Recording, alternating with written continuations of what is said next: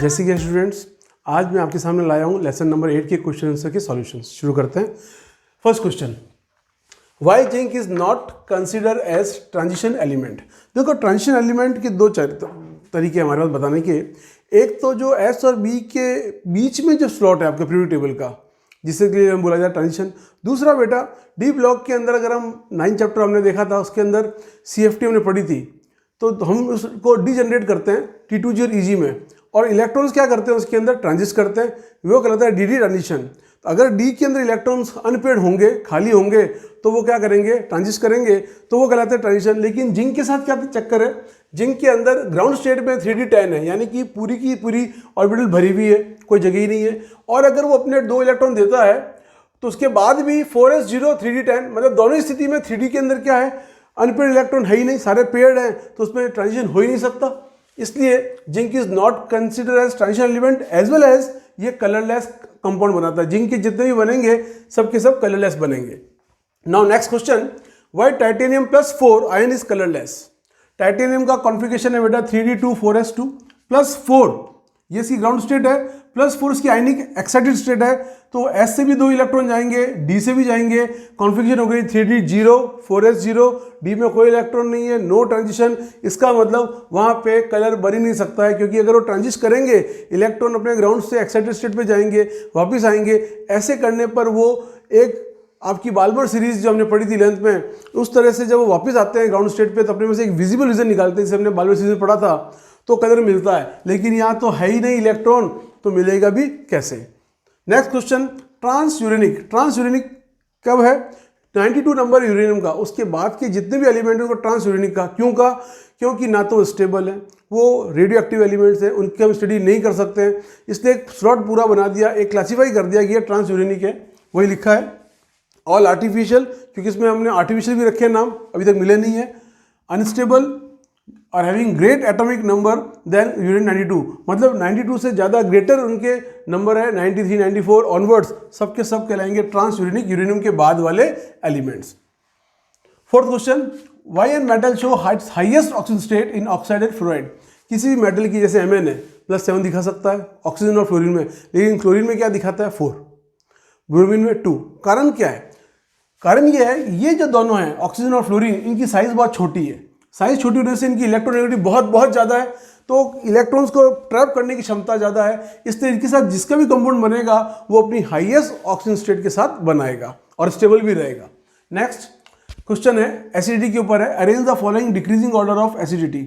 MnO2, MnO2O3, MnO। क्यों, इसके OS +4 +3 +2, जिसकी OS सबसे ज़्यादा है वो सादा एसिडिक होता है। केवल ऑक्साइड में एक चीज़ ध्यान रख लेना, नेचर ऑक्साइड्स का, क्लोराइड्स का, हाइड्राइड्स का अलग होता है। अगर कोई एक आप रीजन ऑक्साइड का दे रहे हैं, उसको आप कंपेयर नहीं करोगे हैलाइड्स और हाइड्राइड के साथ, सबके इनके अलग अलग रीजन्स हैं, अलग अलग इनकी केमिकल रिएक्टिविटी है। तो यहाँ पर केवल ऑक्साइड्स के लिए having highest state are more acidic.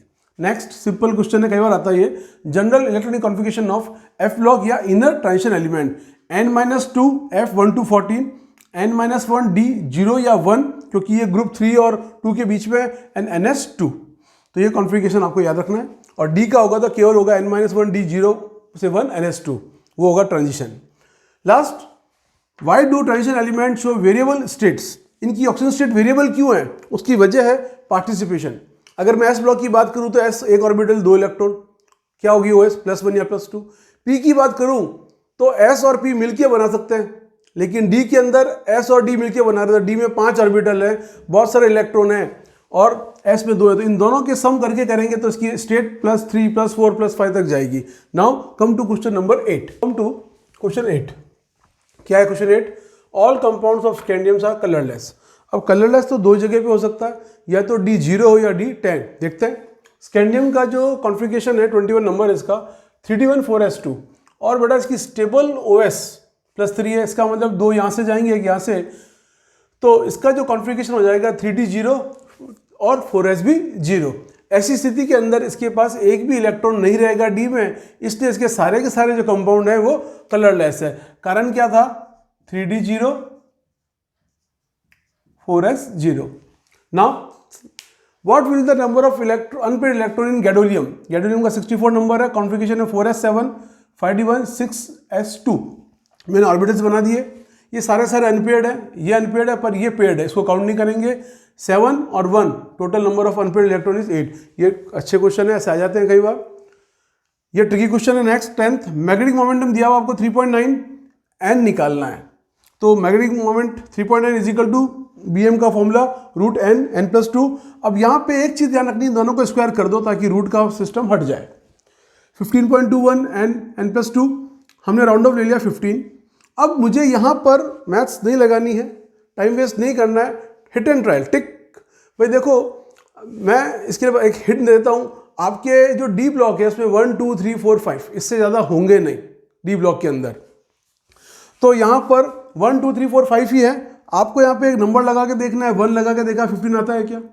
1 + 2 3 और ये 1 नहीं, 2 लगाया, 3 लगाया, 3 + 2 5 और 3, तो यहाँ 3 लगाओगे यहाँ भी 3 लगाओगे, तो 3 + 2 5 5 3 15। यस, तो हमें एक ऐसा नंबर ढूंढना है जिसका सम 15 आए, वो 3 है। 3 + 2 5 3 15। तो ये ट्रिक है, हिट एंड टेल कह सकते हैं, क्योंकि ये ध्यान रखना अगर डी ब्लॉक की बात करें तो 1 2 3 4 5, तो आप इसको यूज़ कर सकते हो। ये नहीं कि हम पहले स्क्वायर करें, उसके इसकी इक्वेशन ऐसा सम करें जो उसका प्रोडक्ट सम हो, फिर हम देखिए प्लस में किसका आ रहा है। वैसे करोगे तो n -5 आएगा, एक n + 3 आएगा। -5 हम ले नहीं सकते क्योंकि -5 वैल्यू नहीं होती कोई भी इसकी केमिस्ट्री के अंदर। +3 आ रहा है, इसका मतलब 3 इलेक्ट्रॉन हो सकते हैं, तो थोड़ा लंबा प्रोसेस है, तो आप इसको हिट एंड ट्रायल से कर सकते हैं। नाउ बहुत ही इंपॉर्टेंट क्वेश्चन है ये, एवरी ईयर ये देखने को मिल जाता है। Describe lanthanide contraction. सबसे पहली बात, कॉन्ट्रैक्शन है क्या? छोटा होना। किसका? साइज का। जब हम लेंथेनाइट से ल्यूटियम लेफ्ट टू राइट जाएंगे, साइज छोटी हो जाएगी। साइज जब छोटी होती है तो एक चीज दिमाग में रखो कि शील्डिंग इफेक्ट, अगर शील्डिंग इफेक्ट अच्छा है, जिसे हम स्क्रीनिंग इफेक्ट भी कहते हैं, तो साइज बढ़ती है। लेकिन अगर शील्डिंग इफेक्ट पुअर है तो साइज घटती है। इसका मतलब आपके आंसर में यहाँ शील्डिंग इफेक्ट आना चाहिए। और वैसे भी हम एफ ब्लॉक की बात कर रहे हैं, तो इलेक्ट्रॉन एफ के अंदर 1 by 1 by 1 by 1 step by step अंदर आ रहे हैं। ऐसे के अंदर उसका एटॉमिक नंबर बहुत बड़ा है, उसकी ENC इफेक्टिव न्यूक्लियर चार्ज बहुत बड़ी है, और एक एक इलेक्ट्रॉन आने से उसकी शील्डिंग इफेक्ट जो है पूरी तरह से एक्सपेंड नहीं हुई है, इसलिए शील्डिंग इफेक्ट क्या रहेगी? पुअर। तो यहाँ पे 2 पॉइंट रहेंगे, poor shielding effect and good ENC effective nuclear charge. क्या लिखा है हमने, देखें। When we move from lanthanide to lutetium, atomic size decreases as this. It is called lanthanide contraction. In lanthanide, increase in atomic number, incoming electron enter in n-1 f orbital, which decrease the shielding effect of valence electron and increase the effective nuclear charge ENC. This causes decrease in atomic size and it is in very short called lanthanide. ये 1 या 2 number का आता है, इसको expand करने की जरूरत नहीं है, काफी इतना। Now 12th question, what is बिस मेटल? इसको एलॉय कहते हैं। देखो, लैंथेनाइट के 2 ज़्यादा एलॉय बनते हैं, स्टील के अंदर आयरन के साथ, कार्बन के साथ, या मैग्नीशियम के साथ, जो आपके बुलेट शेल्स बनाने में काम आता है। तो लैंथेनाइट आयरन और कुछ कैल्शियम एल्यूमिनियम के ट्रेसेस के साथ एलॉय बनता है। कभी कभी लैंथेनाइट मैग्नीशियम का बनता है जो बुलेट में काम आता है। बाकी स्टील की शेल्स, लाइट फिल्टर्स, बम्स, इसमें एम्यूनिशन के काम में इसको लिया जाता है, इसलिए इसकी इंपॉर्टेंस है। Right electronic configuration of copper 2+। देखो, कॉपर 2+ बोला है। नॉर्मली कॉन्फ़िगरेशन कॉपर का हम सिखाते हैं बच्चों को 3d10 4s2 n+l rule, transition energy को बराबर बताने के लिए वो किस तरह से स्टेबल है, क्योंकि d10 हो जाता है, इसलिए s में से एक इलेक्ट्रॉन वहाँ चला जाता है। लेकिन यहाँ पे Cu 2+ बोला है, इसका मतलब 3d9 है और 4s2 है, और 2+ हो गए तो 4s2 में से 2 चले गए, तो कॉन्फ़िगरेशन रह गई 3d9 4s0। अब इस स्थिति में डी के अंदर 9 इलेक्ट्रॉन, मतलब 8 तो पेयर होंगे, एक ही अनपेयर्ड, उसको लगा दीजिए √3, ये हो गया इसका 1.73 bm, ये इसकी आ गई आपकी magnetic moment. Now come to the question number 14। क्या कह रहा है ये? Why transition metals have generally coloured compounds. कितने जितने भी आपके डी ट्रांजिशन करने वाले एलिमेंट्स हैं डी ब्लॉक के, वो सब के सब कलर्ड होते हैं। कोई भी ले लो आप, कॉपर, मैग्नीशियम, कोई भी ले लो, मैग्नीज, आयरन, कोबाल्ट, निकल, सब। कारण क्या है? क्योंकि इनके पास डी ट्रांजिशन होने की जगह है। क्यों? क्योंकि इनके पास डी ऑर्बिटल में अनपेयर्ड इलेक्ट्रॉन्स हैं। अनपेयर्ड इलेक्ट्रॉन्स आपस में डी ट्रांजिशन करते हैं। ग्राउंड स्टेट से एक्साइटेड स्टेट पे जाएगा इलेक्ट्रॉन, वापस वो कहाँ आएगा? ग्राउंड स्टेट पे। ऐसे अपने में से कुछ विजिबल रीजन्स छोड़ेगा, जो हमारे बाल्मर सीरीज है, जिससे हमारी आंखें पकड़ सकती है, इसलिए उसके कंपाउंड्स कलर दिखते हैं, इसलिए they have coloured compound. Now reason देना है। Manganese show maximum oxygen state in 3D series, पूरी 3D के अंदर सबसे ज़्यादा मैग्नीज की OS है, यानी कि +7 तक। कारण क्या है? अगर हम बात करें ऑक्सीजन स्टेट ज़्यादा क्यों है, क्योंकि ये सम है D और S का, S की और D के मिला के जो उसके पास इलेक्ट्रॉन्स होते हैं Mn के पास, वो टोटल होते हैं 7 लास्ट अनपेड इलेक्ट्रॉन की लेते हुए करें बात, 5 D में और 2 S में, तो 2 S के छोड़ेगा 5 D के छोड़ेगा, अनपेड और पेड दोनों मिला के, तो +7 तक इसकी स्टेट जाती है। उसका एक ही कारण है, क्योंकि उसके पास जो है सबसे ज़्यादा नंबर ऑफ अनपेड इलेक्ट्रॉन्स पाए जाते हैं। नाउ ये बहुत इंपॉर्टेंट क्वेश्चन है, समझने वाला क्वेश्चन है कि Cr2 और Mn3 दोनों के पास D4 है, लेकिन एक रिड्यूसिंग एजेंट है और एक आपका ऑक्सीडाइजिंग एजेंट है। देखिए Cr2 जो है वो D4 तो है, तो अगर उसकी हम तोड़ दें Eg और T2G कर दें, तो Eg में 1 है, T2G में 3 है। अगर Eg का एक और दे दे तो T2G में 3 रहेंगे, तो हाफ फील्ड क्या होता है, फुल फील्ड और हाफ फील्ड क्या होता है, स्टेबल होता है। तो यहाँ पर Cr2 प्लस Cr3 बन रहा है, एक इलेक्ट्रॉन दे रहा है, इसका मतलब ऑक्सीडेशन कर रहा है। अब हम जानते हैं जिसका ऑक्सीडेशन होता है वो दूसरे के लिए क्या होता है, रिड्यूसिंग एजेंट। तो यहाँ पे इसका ऑक्सीडेशन हुआ है, तो ये क्या हो गया, रिड्यूसिंग एजेंट। यहाँ पे स्टेबल कॉन्फ़िगरेशन है, इसके साथ 3D3 है।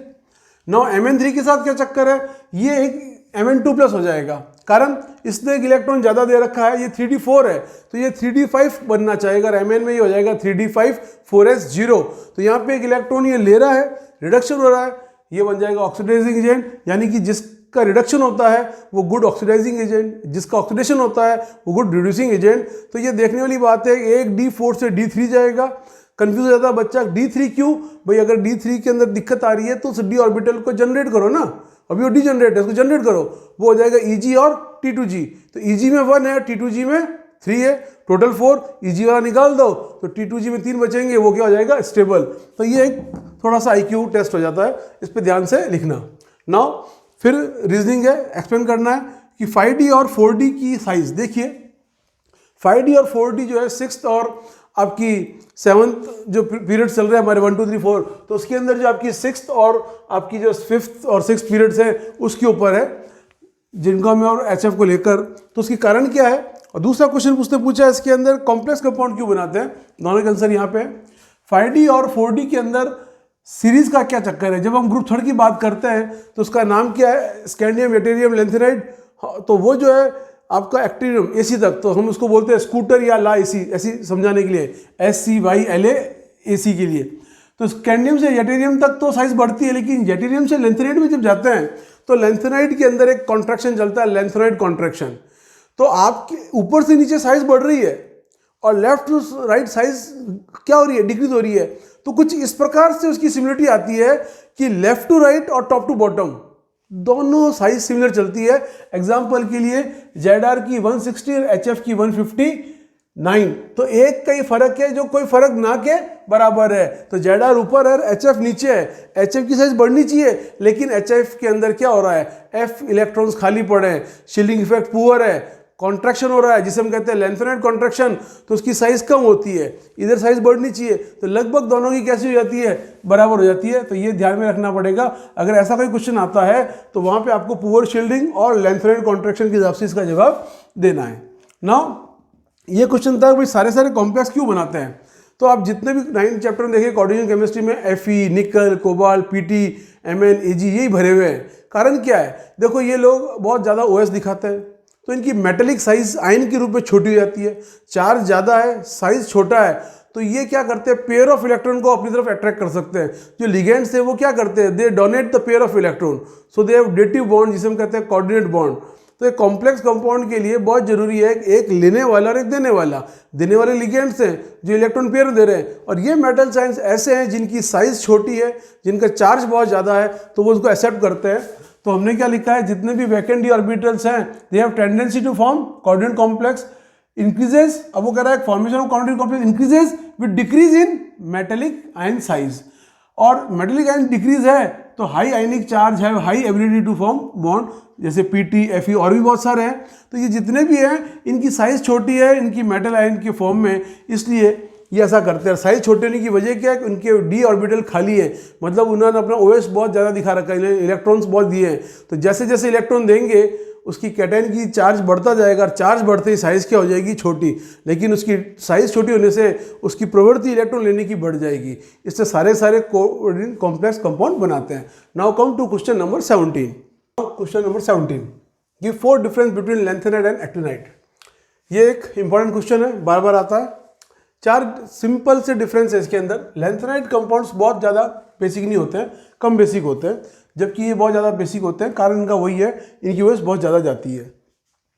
लैंथेनाइड कंपाउंड कभी भी ऑक्सो आयन मतलब ऐसे कंपाउंड मेटल और नॉन मेटल के बीच में जिसमें O आ जाता है, NaOCl, जिस तरह से पहले बनाते हैं, HOF, तो इस तरह के जो आते हैं वो कहलाते हैं ऑक्सो एनाइन। वो इनमें बिल्कुल नहीं बनते हैं, ये बनाते हैं, दे फॉर्म ऑक्सो एनाइन।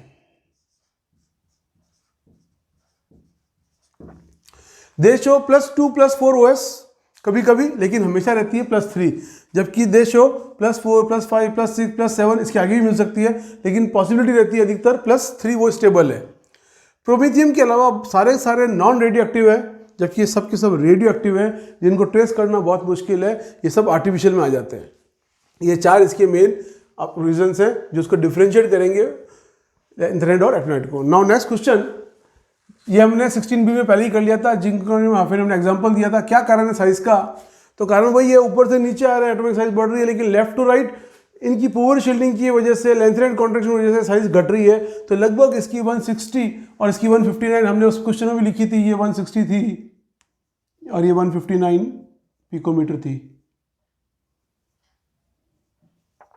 ये 16 के बी में भी आया था, इससे पहले वाले क्वेश्चन में। सेम आंसर लिखना आपको। नाउ नेक्स्ट, ऑरम और सिल्वर दोनों के आयनाइजेशन पोटेंशियल सेम क्यों है? किसी का भी अगर ionisation potential, ionisation enthalpy same है, इसका मतलब उनकी एटॉमिक रेडियस सेम है, क्योंकि सेम रेडियस होगी तो उसकी क्षमताएं बिल्कुल सेम होगी, भले वो इलेक्ट्रॉन गेन एंथैल्पी को लेके हो या आयनाइजेशन एंथैल्पी को लेके हो। तो यहाँ पर इनकी साइज सेम है, देख लीजिए 0.146 और 0.144 लगभग बराबर।